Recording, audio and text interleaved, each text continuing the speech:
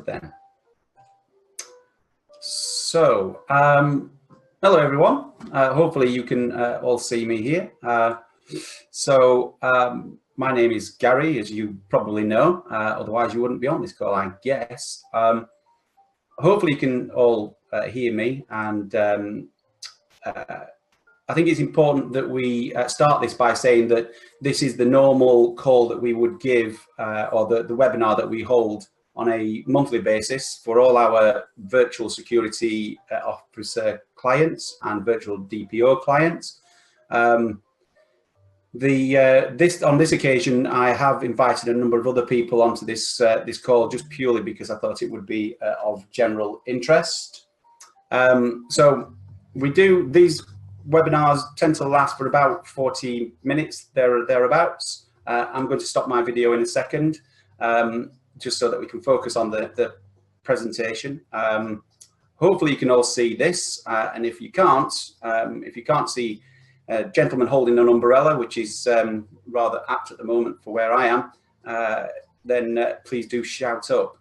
But without any further ado then, so we will get into this. So, as I've already mentioned, this is the webinar that we normally run, so welcome to those who have never been to this before. The agenda is fairly standard. We have a standing agenda item, so we talk about what's new this month, what's happened in the last month. We will touch on, I'm sure, some of the things that have happened in the last 12 months. We are going to talk about some ICO news and a couple of incidents that have happened, which I think are relevant. The topic that we're going to cover this month is the importance of cybersecurity and its changing landscape. I think at the beginning of the year, it's a good time to start to plan for the year ahead and start to think about the compliance programs, or think about your own security, or how you're going to approach it. And then at the end, if you do have any questions, then I'll be happy to answer them. But you've all got my email address, so feel free to drop me an email thereafter. In terms of the agenda then, bear with me, apologies. So we're going to start with the news. And it's an important piece of news, and you may have picked up on this over the last couple of days. So my presentation, this presentation, I generally put together the morning of this session for this very reason, that things happen very quickly in the cyber world, as we all know. And we all know that yesterday we had an interesting day, or rather Google did.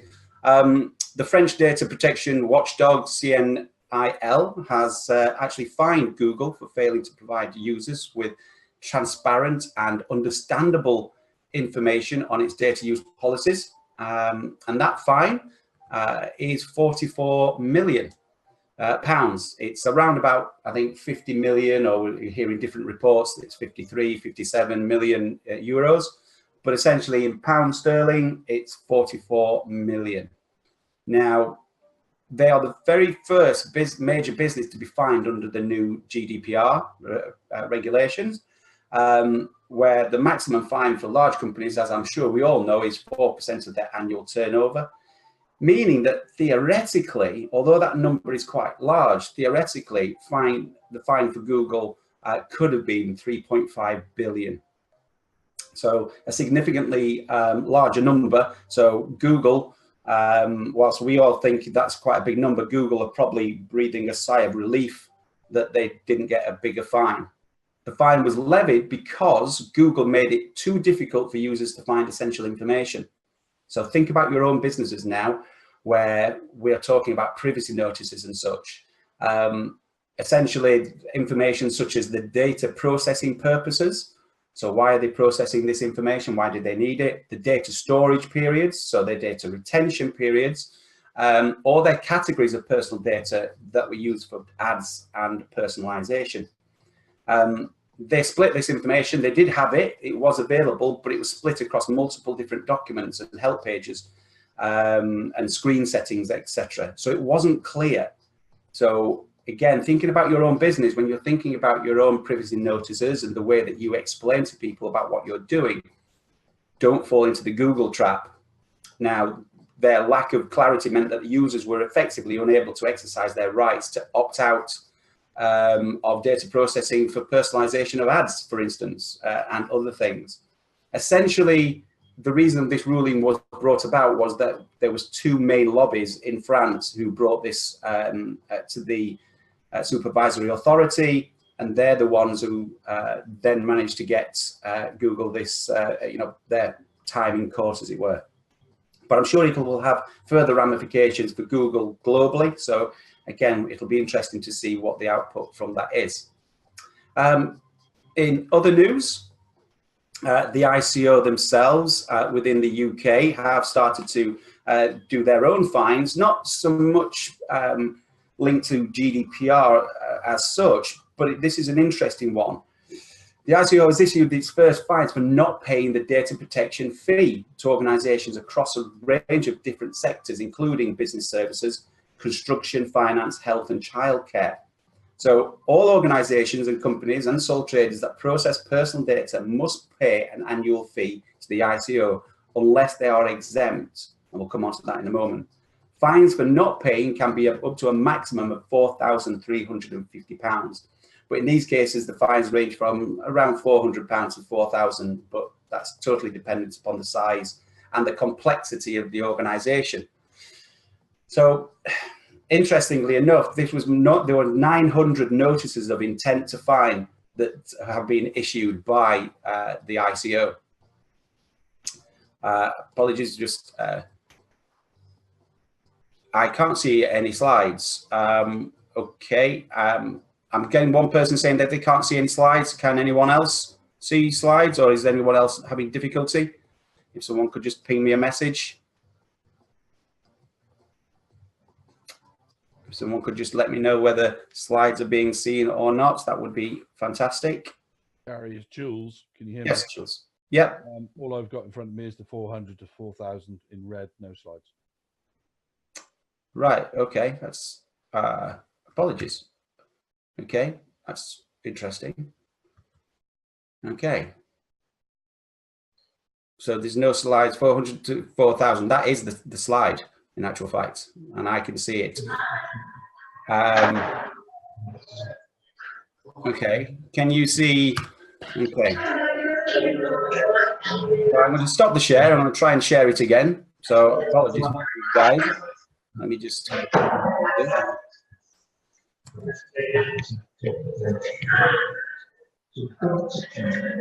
So can we now see where it says ICO, the news, the fees and fines are?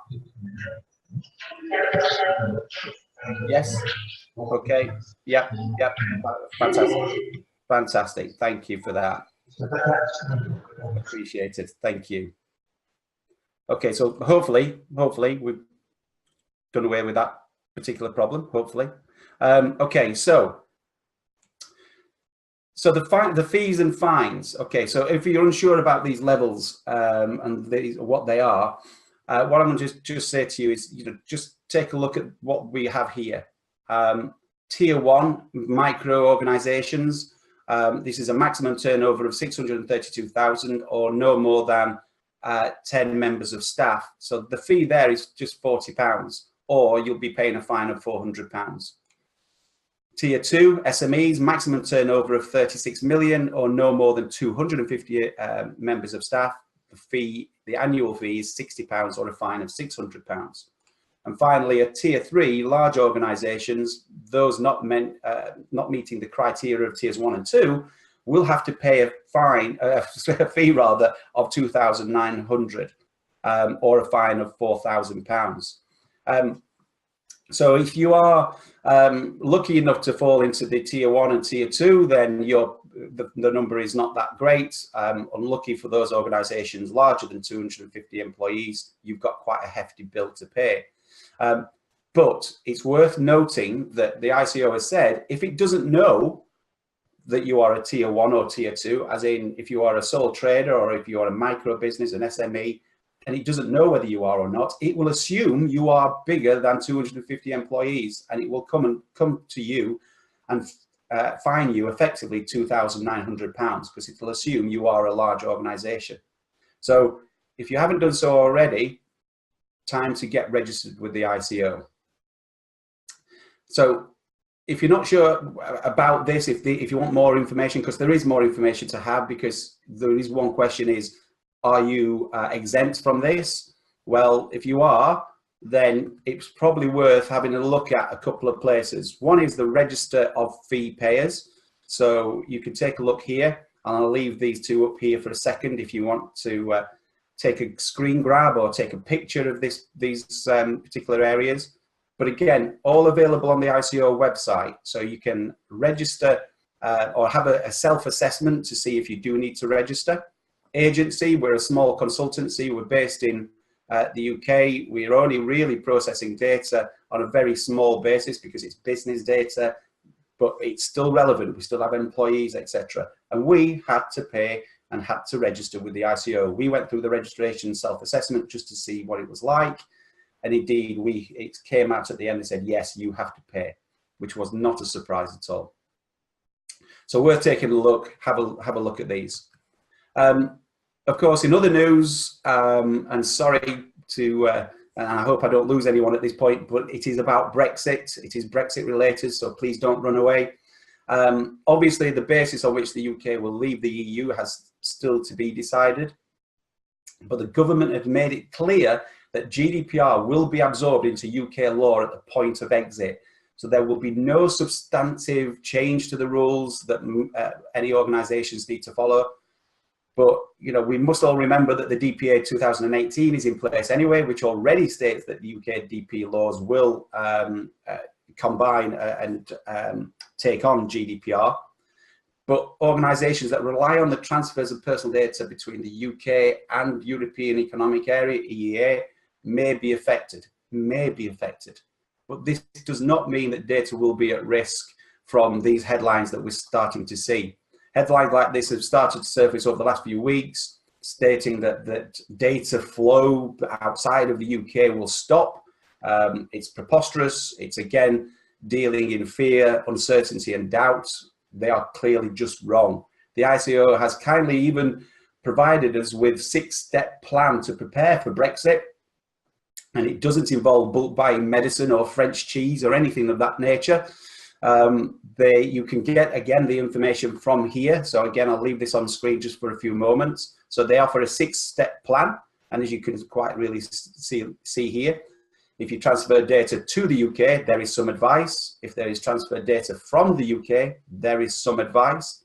But it is not at risk in terms of stopping us from being able to transfer data into Europe. Because we have effectively adopted the same regulation anyway. There may be additional steps you need to take, but you know, that's about really being on top of your assessment and your processes, understanding where your data sits, understanding the data flow. So I'm sure you're on top of that anyway. So moving on, I'm not going to talk any more about Brexit, I promise. Just a couple of other pieces which I think are important to note. Again, remembering that this whole webinar is about highlighting the importance of cybersecurity. So in general news, the first thing to make you aware of, if you weren't already aware, is of the Marriott data hack. Now, this happened late last year, the breach which continued to hit the hotel's chains Starwood division between 2014 and 2018. It ended in around 500 million pieces of customer data being compromised. One second, sorry. Okay, so just getting a question. Data flows into Channel Islands. How will Brexit affect that? Any guidance available? There is guidance available on the ICO website. I'll be honest with you, into the Channel Islands, I would have to look into the regulation or the legislation around those islands myself to see how that differs. But what I would simply say is, any guidance, advice, yeah, absolutely. speak to the ICO. There may be additional security measures that you have to put in place. There may be additional contractual requirements that you need to put in place, dependent upon what the rules are in the Channel Islands. So that would be my advice, I think. Separately, outside of this, if that is of keen interest, I'd be happy to have a chat to you about it and explore exactly what it is that you're what kind of data flows are going into and out of the Channel Islands. Thank you for the question there. Okay, so going back to this particular hack then, so this resulted, it ended in around 500 million pieces of consumer data, as I mentioned. So 500 million, it's thought to be one of the biggest hacks of its kind. Now, well, certainly in corporate history, the intrusion could now have a direct cost of between, I think it's $200 million to $600 million. So there's a big number there. And that does not include any of the fines under the GDPR. 1 second. I need to have somebody who's put their mic on.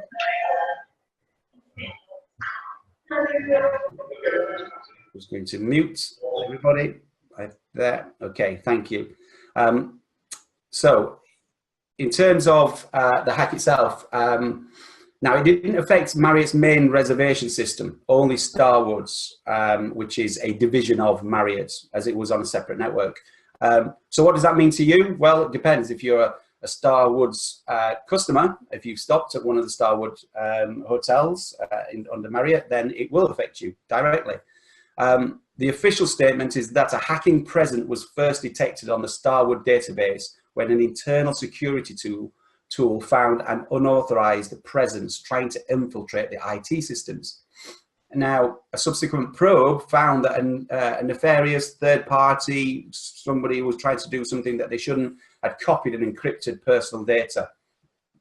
But this had been happening for over 4 years. My question is, why hadn't this been picked up before? What scans had been performed on the internal networks? And importantly, what cyber due diligence was carried out on Starwood when Marriott purchased them in 2016? Why wasn't it picked up then? Why wasn't any internal probes set out at that time? The lesson questions I would be asking if I was in a place to do so would be, you know, when did you last have a technical audit of your systems? Because the question's got to be is, are there any ghosts in the machines right now exfiltrating information? So that's my question to you. When was the last time you had any kind of vulnerability assessment, whether that be a technical vulnerability test or penetration test, or indeed just a consultant-like agency coming in and assessing you for your security? When did that last happen? But most definitely from a technical perspective, you need to have those ongoing vulnerability scans and assessments, this outside-in approach, really. The next story I would again just like to illustrate and bring to your attention is something that happened again just very recently over the last few days. 21st of Jan, this story broke. It's something called collection number 1, data dump, the tip of the iceberg, as this headline gave it. It's an interesting one because this was an attack on actually a hacking forum. So yes, hackers hack each other. And this hacking forum was a repository for lots of data that had been hacked from various different other places, such as Yahoo and TalkTalk and Sony, PlayStation, etc., and countless others. All these large numbers that you've heard about over 2018 and earlier all sat on this database. And it was known as Collection 1, and it's reported to have as many as 1 billion email and passwords within it. 1 billion. So the last one was 500 million. That's a corporate hack. This is 1 billion email and passwords. The researcher who unearthed this, who obtained this, they actually said, although there's 1 billion email and passwords somewhere around it, it contained nearly 773 million unique email addresses and over 21 million what's known as de-hashed passwords, meaning that the tools that that hackers have, they are able to take both a password and the email address and use what's called credential stuffing tools to essentially push that information onto things like Facebook and just simply try millions of different permutations or different accounts. So these millions of accounts that have been stolen, they can go to Facebook and within a few moments try millions of different permutations of name and address and passwords. So it's quite worrying. Now, clearly some of this information is old, so no question about that. But it does come back to that broken record that we security folk keep playing, which is don't use the same password on multiple sites and change your passwords. If you feel there is a risk of a breach, then you should change your passwords.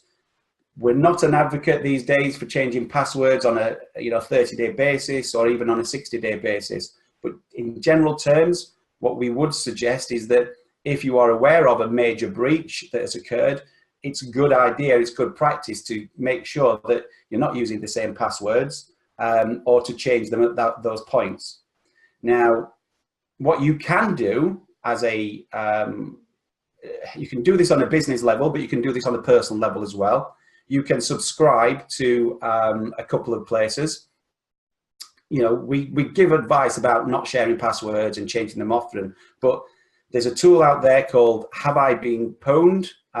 You can take a look at, you can Google that phrase. It's a site that you can use for free. You can put your email address into it and it will tell you if your email has been compromised in one of these large breaches. There's another service as a single person, as a sole trader, if you will, as a single user. You can sign up to something called Hack Notice. And what that will do is it will notify you if there is a breach. You can tell it what kind of services you use. So you can say, I use Facebook, but I don't use Instagram, but I use LinkedIn, but I don't use Twitter. And it will tell you if the breach has occurred in those areas. So it's a little bit more proactive. And there is a business account that you can actually sign up to with that as well. So there's a lot there that you can actually do to try and at least understand if this has happened. And for those of you who are looking for ways to raise awareness in your business around the importance of protecting your passwords and such, why not include Have I Been Pwned in your presentations? And with the audience that you have before you, whether it's your board of directors or whether that's some of your staff, you can put their email address in to see if that email address is part of a larger breach. So now that's all I'm going to say on those topics, because I believe we've already covered quite a bit of ground, and hopefully you started to see this picture that yes, cybersecurity in 2019 is still very important. But we are going to focus on our core topic, the importance of cybersecurity in its changing landscape.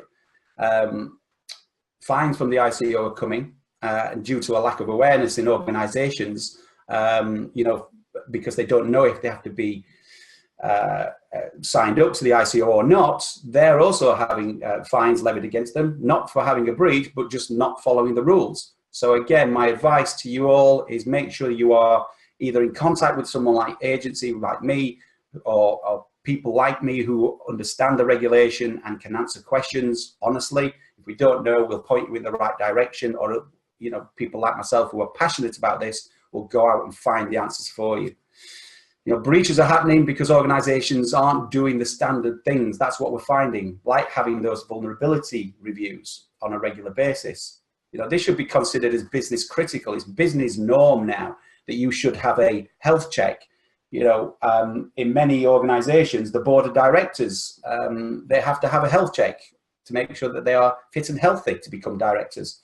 Why not do the same thing for your networks? But we are still asking this question. We hear it all the time. Why is cybersecurity so important? Why is this important to me as a business owner? Well, I'm going to illustrate this a little bit further, a little bit more detail. These are the things that we are seeing, and certainly from reports that we're reading. Every year, a company called Verizon provides a report on the status of what's happened in the last year and what their predictions are for the future. And they stated in 2017 and 18, it was the year of ransomware. And this trend, is continuing to grow across 2018 and into 2019. The tools that that cyber criminals have at their disposal are getting cheaper. Cybercrime as a service is a thing, and we're going to start to see an increase in ransomware attacks, leading to the loss of data, obviously, but then greater chances of fines and calls for compensation. The threats are simply increasing. Attackers will increasingly capture data in transit, and this basically means that we're putting lots of devices in our homes without any real thought around security, and attackers are seeing that they can exploit home-based Wi-Fi routers and networks and other poorly secured devices, as I've mentioned. Perhaps some of you have put these devices in your home just after Christmas. Maybe you got them as Christmas presents. One exploit already occurring is marshalling IoT devices to launch massive crypto jacking efforts and DDoS attacks. So essentially taking over lots of Internet of Things devices and then using those devices and the traffic that they create to perpetrate an attack on a target. It sounds like something straight out of a James Bond movie, but it's happening on a daily basis. And we're going to start to see that increase this year. And not surprisingly, attackers are looking for soft targets. Again, within the work that we perform as well, I can verify that when I talk to cyber criminals, and I do talk to them on various different forums and in various different ways, they are very bold and very brash about what they do. And they tell us that they are looking for soft targets. That there are plenty of sophistication in some of their attacks, but they're looking for organizations who have not yet implemented the basic stuff. Because what we need to remember is that these are people performing actions against our organizations. These are people. They are spreading their net far and wide using automated tools. But once they've found a target, it's typically people who are carrying out these attacks. And they're looking for organizations who haven't patched or updated their systems and those who haven't trained their staff on cybersecurity. It's the basics. This is the stuff that we in agency, and I'm sure you've heard it from countless different security professionals, have been putting out there for a long time, that just getting those basics right, making sure you're updating your systems, making sure you're training your staff. They're the people who the bad guys don't like, because they're looking for people who don't think that cybersecurity is important. It's almost now got to a point where this is a cybercrime industry. And indeed, this gentleman, Michael Maguire of RSA, at the RSA conference in 2017, he stated that the emergence of a complex and multi-layered cybercrime economy has also begun to suggest a fundamental shift in the very nature of crime itself. In this context, overt acts of crime become less central features of the criminal ecosystem when compared to the services and platforms that feed off and support the crime, which become increasingly low investment, high yield, and low risk operations. It's essentially, in layman's terms, it's essentially becoming easier to make money out of cybercrime. That's what they're telling us. And cybercrime will generate, it is estimated, around $1.5 trillion in 2019. And that's a conservative estimate. To put it bluntly, threats are increasing. Our vulnerabilities are increasing, but we are staying static. And that's really where we are. Now, cybersecurity has never been more important. Some of you who know me on a personal level, you'll know that I'm a bit of a fan of a military strategist who wrote The Art of War, called Sun Tzu. And he said two things that are very pertinent today. Even though he wrote these words 500 BC, every battle is won before it is fought, meaning that the skillful leader would prepare everything before going into battle, thereby securing their victory. For me, that means the skillful leader now make sure that they understand their battleground, they understand their business before they enter the fray. You need to start planning for the future, planning for 2019, because things are changing at a pace few of us could have predicted a few short years ago. You know, remembering that email wasn't around before 1993, and today we send over 260 billion emails every single day. And unfortunately, 70% of that apparently is spam. And that spam, again, clogs up our networks, clogs up our systems, but also contains malware. And we are cash rich and time poor to some degree, and the bad guys recognize that. So they are always looking for ways to exploit us. You know, remembering that Facebook wasn't around before 2004, and now iPhones have been with us only since 2010. That was just 9 years ago. Just think of where we're headed. So what can we do? Well, again, as I mentioned, I think Sun Tzu has an answer for us. And he states that you should know your enemy and know yourself, and you can fight 100 battles without disaster. Essentially, what he's saying is if you know your own weaknesses and strengths, but you also know that of your enemies too, then all things being equal, you will come out on top. So my advice is always to start with understanding yourself. What are your vulnerabilities? Where are you vulnerable? Is it your people? Have you trained them? Is it the board? Are they the people who are actually the weakest link in your organization? You know, let's not blame the call center operative or the receptionist or your IT folk. Is it the board of directors? Is that where you are vulnerable? Are they following your policies? Do they support them? Is it in your technology? When was the last time you did your vulnerability assessments? Is it in your suppliers? Do you understand what is there? What you need to do is develop a really strong risk management methodology. And I know that sounds dull to some people, but genuinely, in terms of understanding yourself and understanding your enemy, that is what risk management is about. Where am I vulnerable and where am I going to put myself at risk? Because if you have that, then you're on the way to creating a stronger, more secure business. If you're looking for a structure, then you could look to one of the frameworks, such as ISO 27001, BS 10012, which is a personal information management system. You can look at Cyber Essentials. You could look at PCI DSS if you deal with payment cards. You can look at NIST. You can look at SANS. You can look at HIPAA. You can look at CSA STAR. There are many different frameworks out there, and only you will know which framework is right for you and your organization. Some of those I mentioned there are very general and can be applied to many different businesses. I would also advise you to have a look at the National Cybersecurity Centre's advice as well. They have these 10 steps to cybersecurity. So again, I'll leave this up on screen for a few moments, just so you can either take a screen grab or take a picture. But certainly, if you just type in CESG, which is a department of the National Cyber Security Centre, you can Google CESG 10 steps to cybersecurity and you will get this infographic. But you can see here, it's a cycle, it's an ongoing risk management regime, user education and awareness, thinking about home and mobile working, secure configurations on your networks. What are you doing about your removable media controls? How are you managing your user privileges? Who can access your finance systems or who can access your HR systems? Have you got a good incident management process? How are you monitoring your networks to see if there's any vulnerabilities creeping in or that something has happened that shouldn't have happened? Who's analyzing those log files?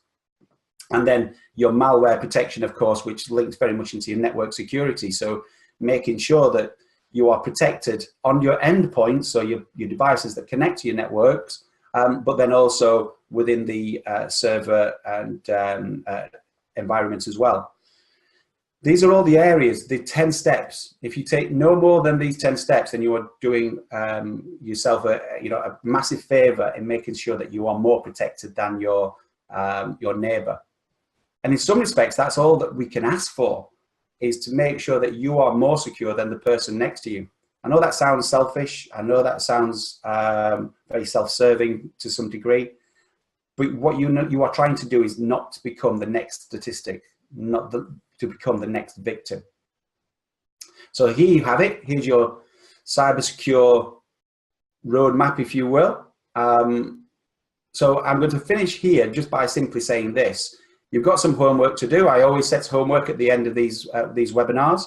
And what I'm going to say is, I would suggest, and no one's checking your homework, so it's up to you if you finish this or not. It's totally up to you. My suggestion is that you conduct a vulnerability assessment, technical and non-technical.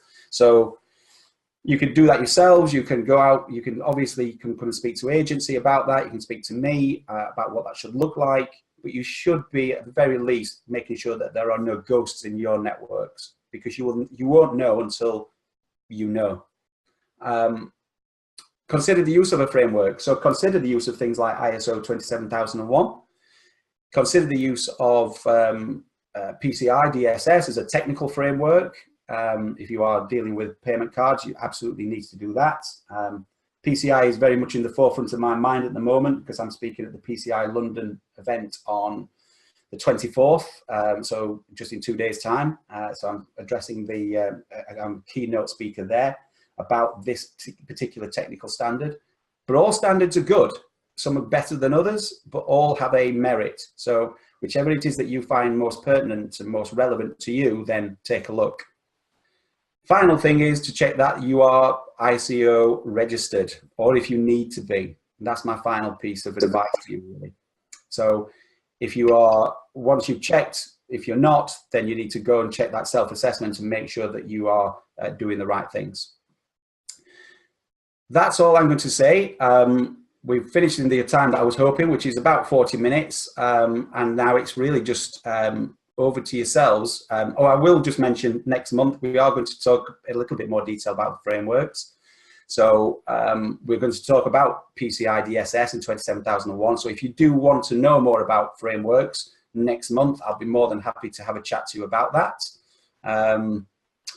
Yes, we do share the slides after the webinar. I'm more than happy to do that.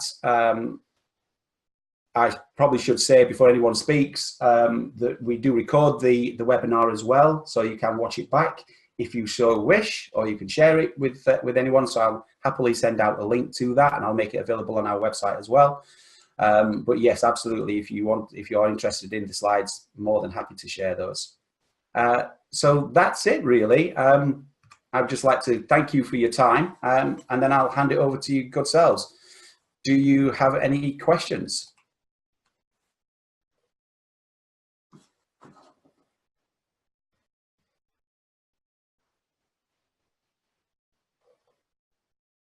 Okay, I don't think we've got any questions at the moment. So I'm just going to stop the share and put my video on. Just to personally thank you for attending this webinar. I hope those who do come on this regularly find it useful and interesting. As I said, we don't always open this up to non-agency clients and such, but I think it's always important to try and explain why we do what we do and why we're so passionate about it. If you do have any questions that you would like to ask me, offline, I'd be more than happy to help. Just drop me an email. You've got my email address. I will make sure that I send a link to the webinar to everyone, and I'll provide the slides as a PDF because there's quite a lot of images in there. And I would just like to thank you for your time and wish you a pleasant day and all the very best for 2019.